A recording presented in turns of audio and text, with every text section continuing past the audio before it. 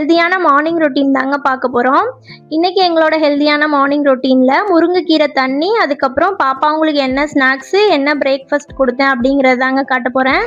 இன்றைக்கி காலையில் முருங்கைக்கீரை தண்ணி தாங்க ஃபஸ்ட்டு வச்சுருக்கேன்.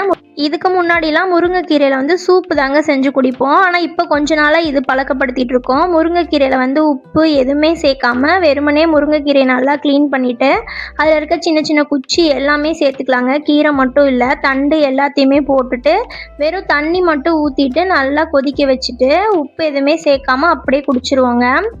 டேஸ்ட் வைஸ் நல்லா தான் இருக்கும், கசப்பெல்லாம் இருக்காது. இது ரொம்ப நல்லது. முருங்கைக்கீரையில் இருக்க அப்படியே அந்த சத்து ஃபுல்லாகவே நம்ம உடம்புல சேர்கிற மாதிரி இருக்கும். கசப்பாலாம் இருக்காதுங்க. டேஸ்ட் வைஸும் நல்லா தான் இருக்கும். நீங்கள் கண்டிப்பாக ட்ரை பண்ணி பாருங்கள். அது குடித்ததுக்கப்புறம் பாப்பாங்களுக்கு வெறும் வயிற்றுல சுடுதண்ணி கொடுத்துருவாங்க. சுடுதண்ணி கொடுத்ததுக்கப்புறம் ஒவ்வொரு நாளும் ஒவ்வொரு ஸ்நாக்ஸ் கொடுப்பேன். இன்றைக்கி வாழைப்பழமும் கொஞ்சம் பீட்ரூட் துருகுனது, அது கூட ஒரு 1/4 டீஸ்பூன் மட்டும் நாட்டு சக்கரை கலந்து கொடுத்துருவாங்க. இது வெறும் வயிற்றுல கொடுக்குறப்ப குழந்தைங்களுக்கு வயிறு நல்லா சுத்தமாகும். ரொம்ப நல்லதுங்க. டேஸ்ட்டாகவும் இருக்கும். நல்ல ஒரு பஞ்சாமிர்த டேஸ்ட்டில் இருக்கும். நீங்கள் கண்டிப்பாக ட்ரை பண்ணி பாருங்கள், குட்டீஸ்க்கு பிடிக்கும்.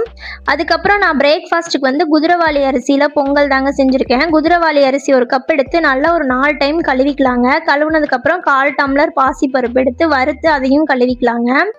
ரெண்டையும் சேர்த்துட்டு 1 கப் அரிசிக்கு 3.5 கப் தண்ணி வச்சு அது கூடவே கொஞ்சமாக இஞ்சி, அதுக்கப்புறம் 2 பச்சை மிளகா போட்டு நல்லா ஒரு 4 விசில் வச்சிடலாங்க. தேவையான அளவு உப்பு போட்டுக்கலாம். இது நல்லா வெந்துட்டு இருக்கிற டைம்லேயே நம்ம தேங்காய் சட்னி ரெடி பண்ணிடலாங்க. இது நம்ம தோட்டத்து தேங்காய், அப்படியே பச்சையாக இருக்குது. சூப்பராக இருக்குங்க சட்னி இதில் செஞ்சோன்னா. தேங்காய் சட்னி தாங்க நான் இன்றைக்கி சிம்பிளாக செஞ்சுருக்கேன்.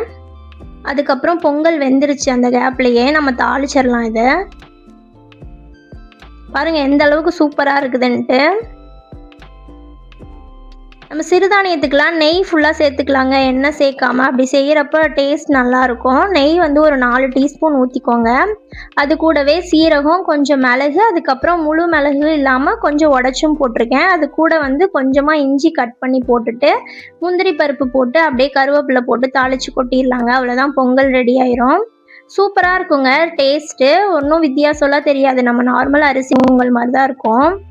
அப்புறம் 10 மணி ஸ்நாக்ஸுக்கு கார்ன் தாங்க. நான் கார்ன் தண்ணியில் போட்டு வேக வைக்க மாட்டேன், ஆவிலே வேக வச்சுருவேன்.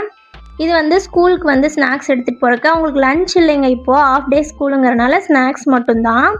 அவ்வளோதாங்க. இன்றைக்கி நம்ம வீட்டில் பிரேக்ஃபாஸ்ட்டு குதிரைவாலி அரிசி பொங்கல், அதுக்கப்புறம் தேங்காய் சட்னி.